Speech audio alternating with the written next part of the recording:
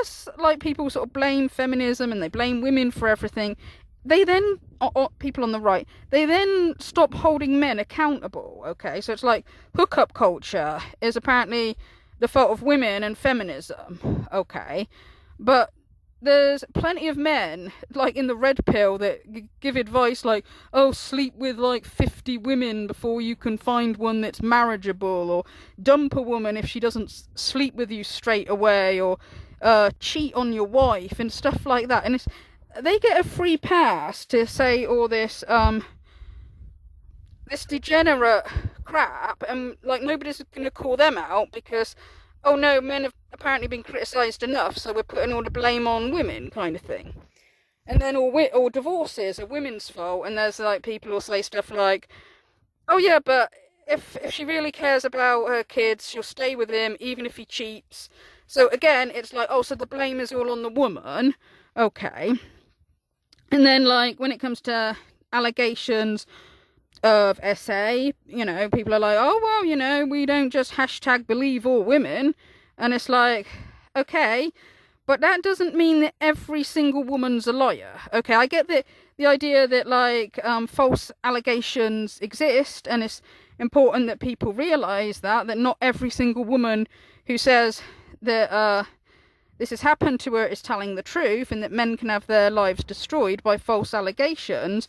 But that doesn't mean that like, oh, you're on the right or you're a conservative, you've got to just assume all women are liars, even when there's overwhelming evidence. Like in the Tate's case, there is overwhelming evidence that these guys are serial rapists, okay, and that they have subjected women to horrific abuse, and teenage girls. And a lot of the evidence is coming from them. It's coming from their own mouth. It's coming from text conversations that they've had with women and girls. It's coming from them, okay? But the Tates kind of know. I think they kind of know how to play to the sort of, well, kind of play to the red pill, right wing sort of mindset. Okay, like they know that if they play the victim and say like, oh, this is because of we live in the Me Too era, this is why this is happening to us, that like red pill men are going to resonate with that because they've already got that mindset that men have to be really, really careful in the Me Too era. But these are guys that like, the reason why they don't like the Me Too era is because they have done stuff like that they should be held accountable for. It's not stuff that there's false allegations, it's stuff they've done stuff wrong and they don't want to be held accountable for that, but they know that the red pill mindset is to just see them as victims and just dismiss every woman as a liar. Or the Matrix, that term was being used by red pillars before Andrew Tate became famous, so of course he's latched onto it and he's now like, I'm a victim of the Matrix. Okay, so he's using their own kind of mindset to sort of manipulate these guys. It's like he knows that, what to say to sort of play to their mindset, to get them all on side, to get them to believe what he says. Okay. And then, back to the original point, when people ask questions like, well, why don't women vote for us then? It's like, because you're very anti-woman. It's one thing to say like, oh, but feminism destroyed everything, so we've got to call out women. Okay, but there's such a thing as overcorrection. And it's like, but also a lot of women, they probably don't realise stuff like that, some of the worries that men have, like if you want to get women to realise just insulting women isn't going to work, to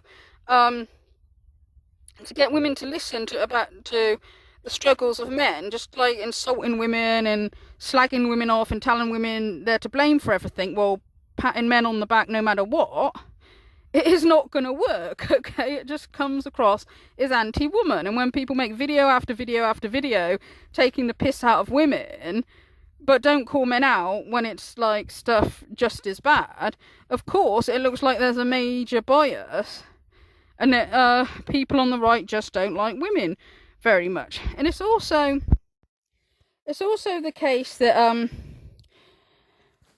when it comes to some of these conservatives, it's this really weird thing that they seem to think for a woman to be part of the conservative community, she's got to be living a conservative life, right? She's either got to be married with children, or she's got to be wanting to get married and wanting to have children and wanting to be a homemaker for her to be considered a conservative woman. But men, they don't have to be living a conservative life to be considered part of the conservative, like, community, okay?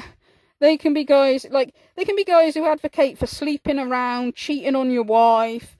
Like, they can be as far from conservative in their own life, but as long as they sort of tweet stuff out saying like, oh, women at work are going to end up as crazy cat women, or, women shouldn't be wasting their time looking for a career, they should be looking for a man to have children with. As long as they say stuff like that, they're seen as, the conservatives seem to see it as like, they're one of us. Like, even if they're not living a conservative life themselves, okay? Well, women, look, Lauren Southern, she was getting pressure from her fans for not being married when she was like 22 years old. And then, when her and her husband split up, she said she hid it for quite some time. She hid it because she knew that, like, a lot of the conservatives, they don't agree with women getting divorced, and they look down on single mothers.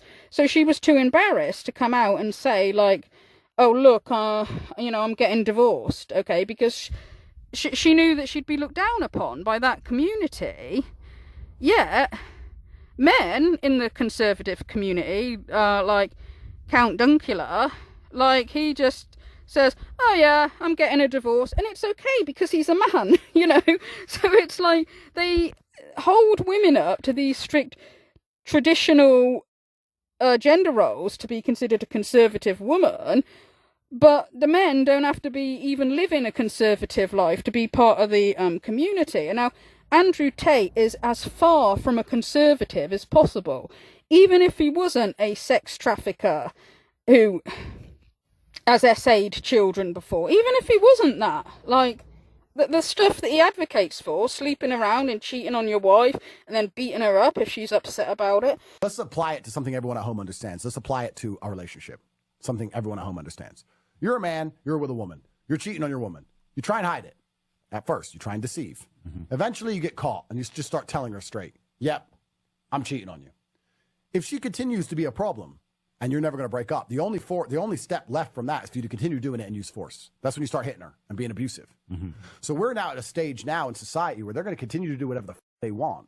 They're going to do it right open in front of us, and if we're too much of a problem, they're going to do what they did to me. They're going to attack you.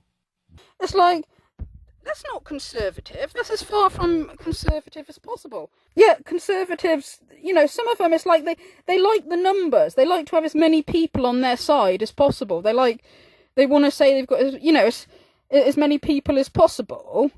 But women, they sort of hold to these standards, but men, they don't.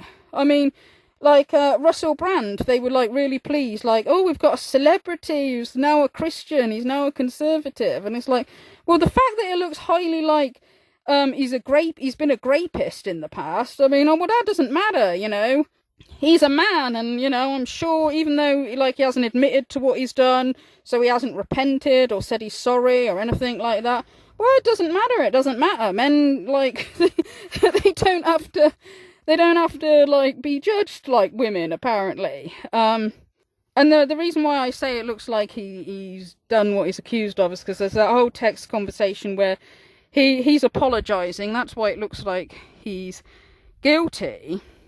So that is sort of like largely why they're not going to get so many women like voting, because it doesn't come across as a woman, friendly community.